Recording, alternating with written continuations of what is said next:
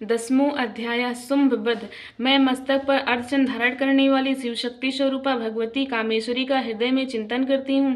वे तपाए हुए स्वर्ण के समान सुंदर हैं। सूर्य, चंद्रमा, अग्नि वे ही उनके 3 नेत्र हैं था। वे अपने मनोहर हाथों में धनुष, बाण, कुशपाश और शूल धारण किए हुए हैं। ऋषि कहते हैं, राजन, अपने प्राणों के समान प्यारे भाई निशुंभ को मारा गया देख सारी सेना का संहार होता जान शुंभ ने कुपित होकर कहा, दुष्ट दुर्गे, तू बल के अभिमान में आकर झूठ मूठ का घमंड ना दिखा। तू बड़ी माननी बनी हुई है, किंतु दूसरी स्त्रियों का सहारा लेकर लड़ती है। देवी बोली, ओ दुष्ट, मैं अकेली ही हूँ इस संसार में, मेरे सिवा दूसरी कौन है? देख, ये मेरी ही विभूतियां हैं, अतः मुझ में ही प्रवेश कर रही हैं। तदनंतर ब्रह्माणी आर्य समस्त देवियां अंबिका देवी के शरीर में लीन हो गई। उस समय केवल अंबिका देवी ही रह गई। देवी बोली, मैं अपनी ईश्वर शक्ति से अनेक रूपों में यहाँ उपस्थित हुई थी, उन सब रूपों को मैंने समेट लिया। अब अकेले ही युद्ध में खड़ी हूँ, तुम भी स्थिर हो जाओ। ऋषि कहते हैं, तदनंतर देवी और शुंभ दोनों में सब देवताओं और दानवों के देखते देखते भयंकर युद्ध छिड़ गया। बाणों की वर्षा, तीखे शास्त्रों और दारुण अस्त्रों के प्रहार के कारण उन दोनों का युद्ध सब लोगों के लिए बड़ा भयानक प्रतीत हुआ।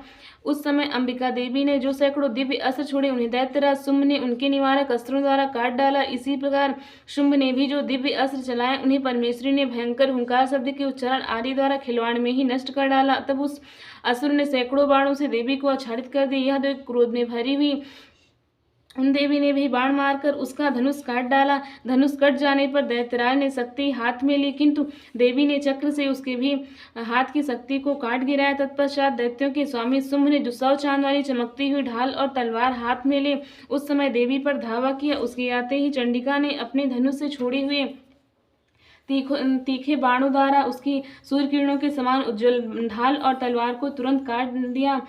फिर उस दैत्यराज ने घोड़े और सारथी मारे गए। फिर धनुष तो पहले ही कट चुका था, अब उसने अंबिका को मारने के लिए उद्धत हो भयंकर मुदगर हाथ में लिए। उसे आते देख देवी ने अपने तीक्ष्ण बाणों से उसका मुदगर काट गिराया। तिसकर भी वह असुर मुक्का तान कर बड़े वेग से देवी की ओर झपटा। उस दैत्यराज ने देवी की छाती में मुक्का मारा, तब उन देवी ने भी उसकी छाती में एक चाटा जड़ दिया। देवी का थप्पड़ खाकर शुंभ पृथ्वी पर गिर पड़ा, किंतु पुनः सहसा पूर्वत उठकर खड़ा हो गया। फिर वह उछला और देवी को ऊपर ले जाकर आकाश में खड़ा हो गया। तब चंडिका आकाश में भी बिना किसी आधार के ही शुंभ के साथ युद्ध करने लगे। उस समय दैत्य और चंडिका आकाश में एक दूसरे से लड़ने लगे। उनका वह युद्ध पहले सिद्ध और मुनियों को विस्मय में डालने वाला हुआ। फिर अंबिका ने शुंभ के साथ बहुत देर तक युद्ध करने के पश्चात उसे घुमाया और पृथ्वी पर पटक दिया। पटके जाने पर पृथ्वी पर आने के बाद वह दुष्टात्मा दैत्य पुनः चंडिका का वध करने के लिए उनकी ओर बड़े वेग से दौड़ा। तब समस्त दैत्यों के राजा शुंभ को अपनी ओर आते देख देवी ने त्रिशूल से उसकी छाती छेद कर उसे पृथ्वी पर गिरा दिया। देवी की शूल की धार से घायल होने पर उसके प्राण पखेरु उड़ गए और वह समुद्रों, द्वीपों तथा पर्वतों सहित समूची पृथ्वी को कांपता हुआ भूमि पर गिर पड़ा। तदनंतर उस दुरात्मा के मारे जाने पर संपूर्ण जगत प्रसन्न एवं पूर्ण स्वस्थ हो गया था। आकाश स्वच्छ दिखाई देने लगा।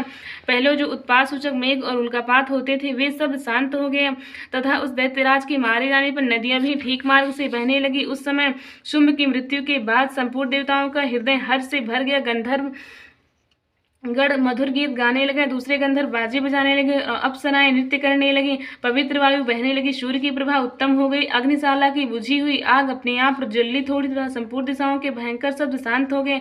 इस प्रकार श्री मार्कंडेय पुराण में सर्वाणिक मनवंतर की कथा के अंतर्गत देवी महात्म्य शुंभवध नामक 10वां अध्याय पूरा हुआ। बुलवारी शक्ति जगत जननी माँ भगवती की जय।